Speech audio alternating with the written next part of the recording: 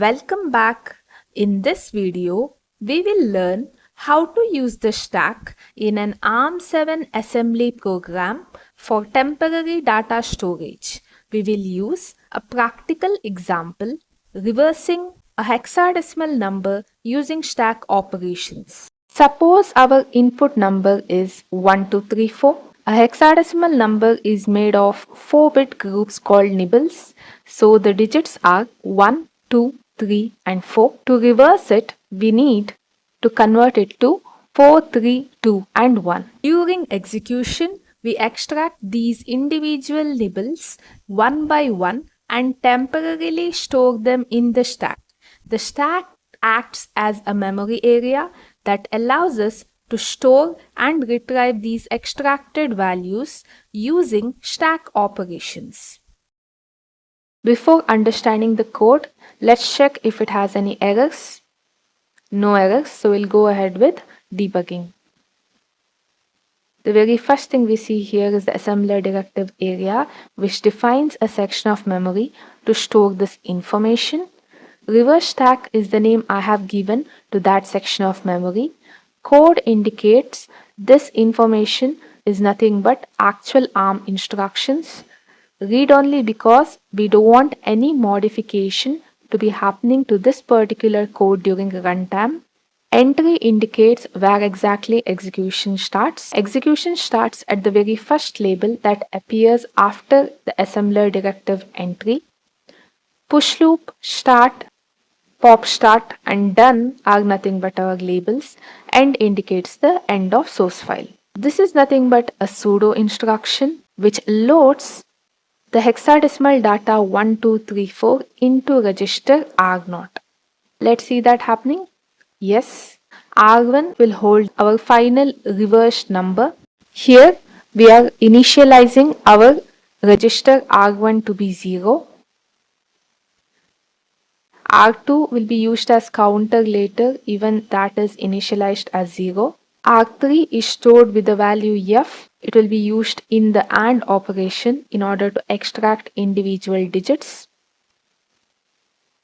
R6 is also initialized with the value 0. This is used during shift operation to indicate the amount of shift to be performed. In our push loop, the very first task that is being carried out is we are comparing if R0 is 0. We do this to check if all the datas are already shifted out and we have already finished the push operation. This compare operation will subtract R0 with 0.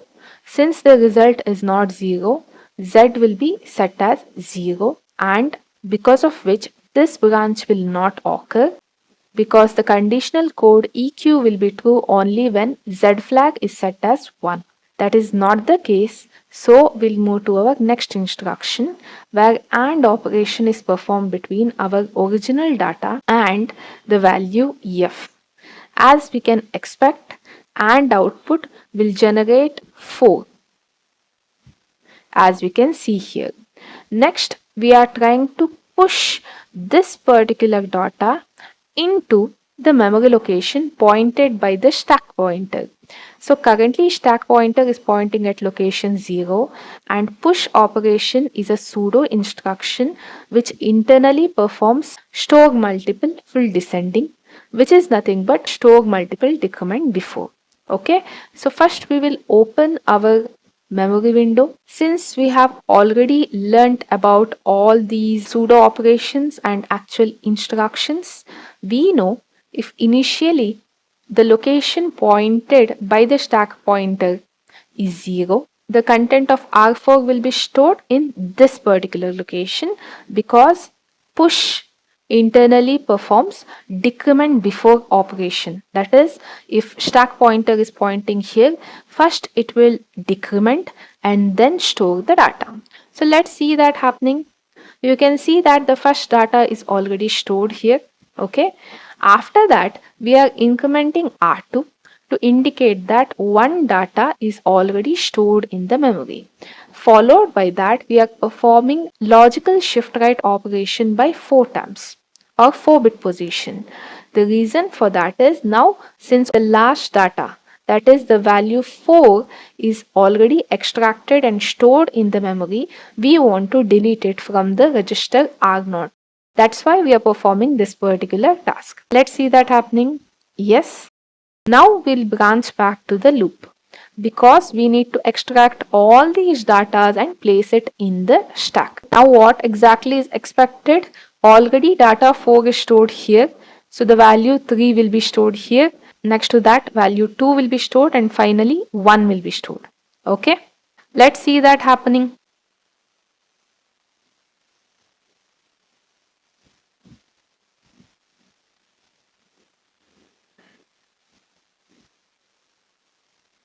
As you can see, our desired values are stored in the memory.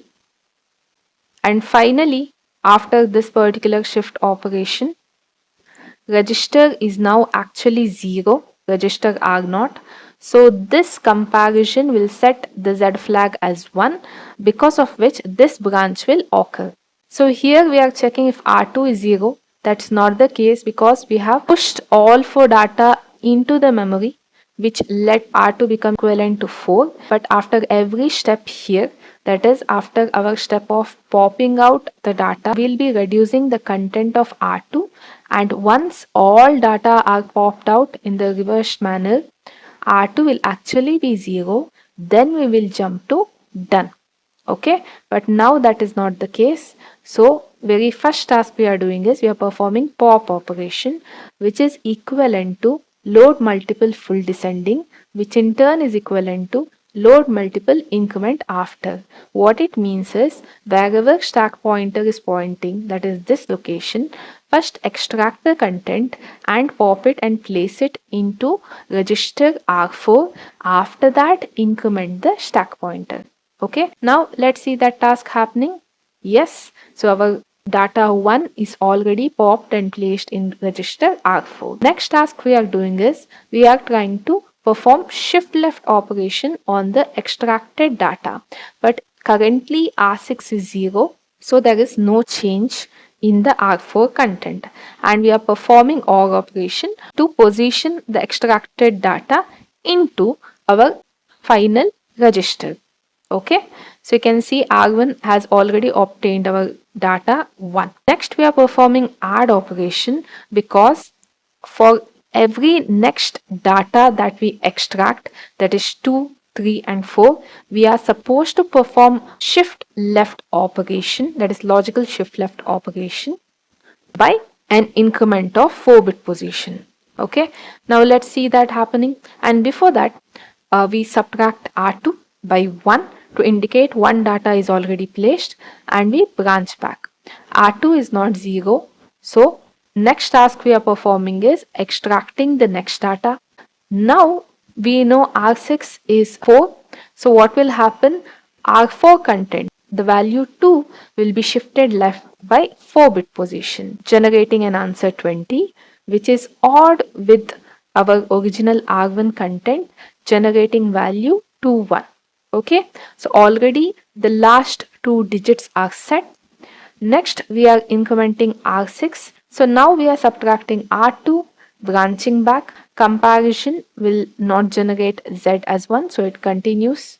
So we extract the next data, shift it, perform OR operation on it, increment R6, then we are subtracting R2.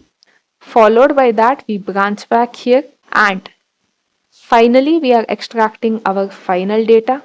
After that we are shifting it, performing OR operation on it, addition, subtraction, done. Now once all these tasks are done, since R2 is already set as 0, this comparison will set the Z flag as 1 and we jump to the label done, which is an infinite loop.